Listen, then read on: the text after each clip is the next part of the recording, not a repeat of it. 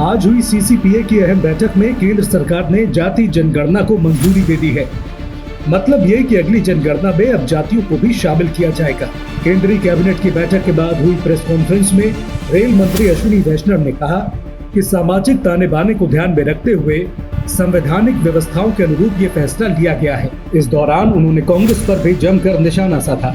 कांग्रेस समेत कई विपक्षी दल लंबे समय से जाति जनगणना कराने की मांग केंद्र सरकार से करते आए हैं। बीजेपी ने जाति जनगणना से कभी इंकार तो नहीं किया, लेकिन खुलकर इसका समर्थन भी कभी नहीं किया। मगर आज आखिरकार मोदी सरकार ने अगली जनगणना में जातियों को शामिल करने का फैसला कर लिया है। प्रेस कॉन्फ्रेंस में केंद्रीय मंत्री अश्विनी वैष्णव ने कांग्रेस पर जाति जनगणना को राजनीतिक हथियार के रूप में इस्तेमाल करने का आरोप लगाया। उन्होंने कहा कि कांग्रेस सरकारों ने हमेशा जाति जनगणना का विरोध किया है। साल 2010 में तत्कालीन प्रधानमंत्री मनमोहन सिंह ने जाति जनगणना को लेकर कैबिनेट में विचार करने की बात कही थी। साथ ही इस पर मंत्रियों का एक समूह भी बनाया गया था, लेकिन ज्यादातर राजनीतिक दलों की तरफ से जाति जनगणना कराने की सिफारिश के बावजूद यूपीए सरकार ने इसे मंजूरी नहीं दी।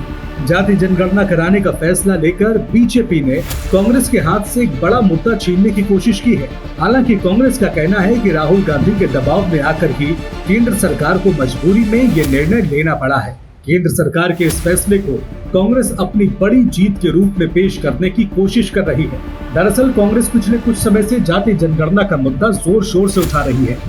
लगभग अपनी हर जनसभा में राहुल गांधी कहते हैं कि बिना जातियों की गणना कराए देश में सामाजिक न्याय सुनिश्चित नहीं किया जा सकता। जवाब में बीजेपी कांग्रेस पर जनता को जातियों के नाम पर बांटने का आरोप लगाती रही है। अब कांग्रेस का कहना है कि अगर जाति जनगणना की मांग करना विभाजनकारी है तो सरकार इसे क्यों करा रही है।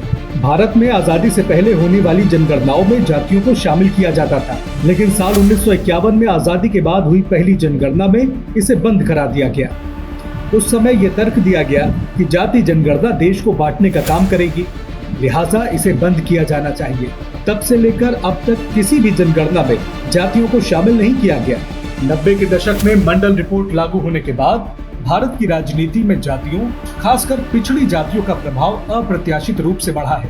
यही वजह है कि कभी ओबीसी आरक्षण के विरोध में रहने वाली कांग्रेस आज आरक्षण की सीमा बढ़ाए जाने की वकालत कर रही है। बीजेपी के वोट बैंक का बड़ा हिस्सा भी ओबीसी समाज से आता है। यही वजह है कि जाति जनगणना के मुद्दे को ज्यादा समय तक ठंडे बस्ते में डालने का जोखिम वो भी नहीं उठा सके। अब देखना होगा कि केंद्र सरकार के इस फैसले से क्षेत्रीय दलों की राजनीति कितनी प्रभावित होती है।